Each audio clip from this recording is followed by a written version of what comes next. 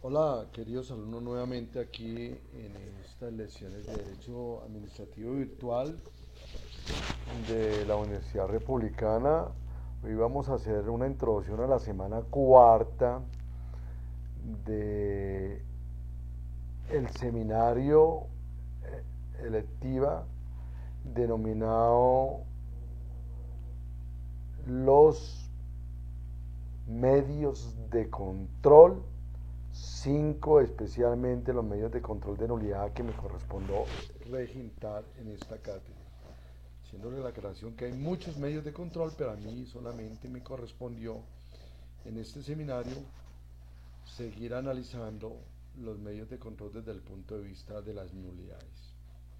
Y por supuesto, en esta semana les dejé una sentencia importantísima que tiene que ver, por supuesto, con las lecciones de esta semana cuarta, la sentencia C-259 del 2015, que habla de la nulidad de los actos administrativos de carácter general, y esta sentencia es un fallo de la Corte Constitucional por acción de inconstitucionalidad, aquella consagrada en el artículo 245 de la 241 de la Constitución Política, y es una demanda de inconstitucionalidad contra el artículo 137 parcial de la ley 1437 del 2011, el denominado Código CEPACA, por la cual se expide el Código de Procedimiento Administrativo y de lo Contencioso Administrativo. El demandante es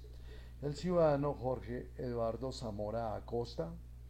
La magistrada ponente es la doctora Gloria Estela Ortiz Delgado. Nuevamente, esta magistrada nos da doctrina constitucional aplicable, por supuesto, al tema de las instituciones del derecho administrativo. Esta expediente se llevó su curso a través de una referencia identificada con la D-10453 y por supuesto va dirigida, repito, orientada a demandar el texto consagrado en el artículo 137 cuando se habla del medio de control de nulidad simple, que antiguamente se llamaba la acción de nulidad simple. Recuerden que este artículo 137 habla de que toda persona podrá solicitar por sí o por medio de representante que se declare la nulidad de los actos emergidos de carácter general. Porque es parcial la demanda, porque efectivamente el actor manifiesta que el inciso donde manifiesta, hablo comillas, excepcionalmente podrá pedirse la nulidad de los actos administrativos de contenido particular en los siguientes casos, y habla el primero: cuando la demanda no se persigue o de la sentencia de nulidad que se produjere no se genere el restablecimiento automático de un derecho subjetivo al favor del demandante o de un tercero. El numeral segundo de el artículo 137, que está demandado parcialmente, manifiesta que cuando se trata de recuperar bienes de uso público, y el tercero habla de cuando los efectos nocivos del acto administrativo afecten en materia grave del orden público, político, económico, social o ecológico, y cuarto, cuando la ley lo consagre expresamente. Efectivamente, en esta fallo en el ejercicio del control de constitucionalidad, la Corte ejerce un control de constitucionalidad posterior por vía de acción que instaura cualquier ciudadano con base en el artículo 241, y en esta sentencia C-259 del 2015 la Corte entra a analizar el Código de Procedimiento Administrativo y de lo Contencioso Administrativo respecto de la nulidad de los actos administrativos de carácter general y a aquella que está contemplada en el artículo 137 del CEPACA. También la Corte de manera magistral trata los temas de las nulidades de los actos administrativos de carácter general, y para ello trae a colación el precedente jurisprudencial con respecto a lo manifestado por la Corte Constitucional. Por otro lado, la misma Corte manifiesta que toda demanda de inconstitucionalidad presentada por cualquier ciudadano tiene unos requisitos mínimos propios entablados efectivamente en el decreto, que establece cuáles son los requisitos mínimos, y ahí están bien especificadas las razones claras, ciertas, específicas, pertinentes y suficientes para incoar acción de control de inconstitucionalidad ante la Corte Constitucional. Dentro de la misma sentencia, la Corte se encarga de explicar la cosa juzgada constitucional y, por supuesto, sus alcances en tal sentido. Y para ello entra a estudiar la cosa juzgada formal y hace un paralelo con la cosa juzgada material. ¿Cuál es la distinción en la cosa juzgada material y la cosa juzgada formal? Que son dos cosas constitucionales juzgadas totalmente diferentes y tienen efectos totalmente diferentes. Por supuesto, entra a mirar los efectos de la cosa juzgada material y por supuesto también entra a revisar los efectos de la cosa juzgada formal. Y obviamente hace un paralelo entre los dos y habla de qué es la cosa juzgada en sentido estricto.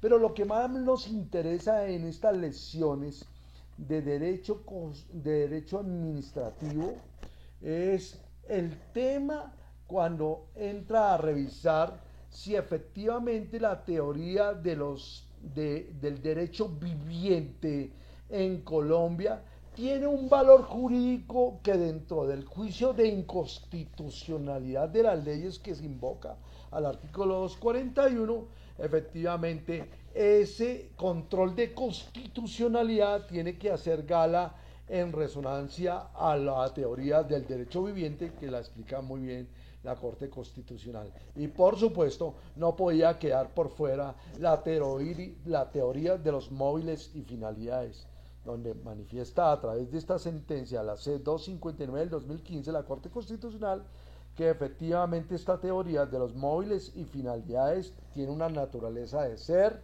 que efectivamente la jurisprudencia del Consejo de Estado la estaba inaplicando de manera irregular y que efectivamente esta misma teoría tiene unos alcances y tiene que ver, por supuesto, con la acción de nulidad contra el acto de contenido particular y concreto.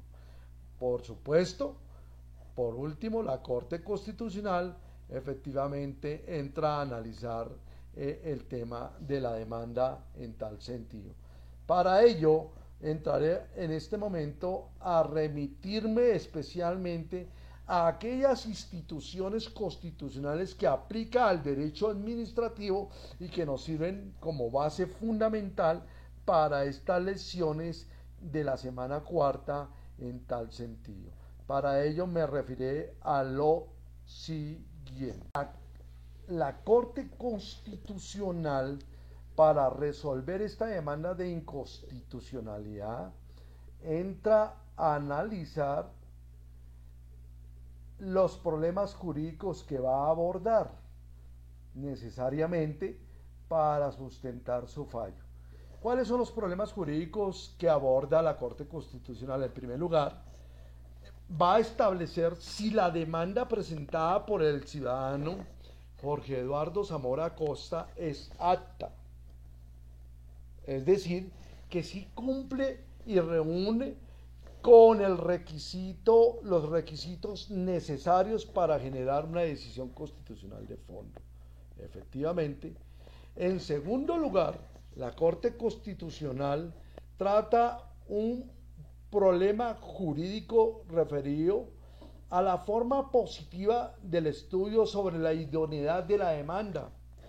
¿Cómo deberá estar determinada esta demanda para que la corporación revise, por supuesto, los apartes acusados del artículo 137 de la Ley 1437 del 2011 y que efectivamente desconocen efectivamente o no el articulado correspondiente a la norma que vulnera el artículo 137 del CEPACA, desconoce una norma de carácter superior, un artículo de carácter superior que guarda supremacía constitucional, que es el artículo 243 de la Carta Política. Efectivamente, para ello, la Corte se auxilia con la cosa juzgada material, aquella que fue relacionada con la sentencia 426 del 2002, dadas las consideraciones que en esa providencia sobre la teoría en especial que tiene que ver con las lecciones de derecho administrativo virtuales en esta universidad,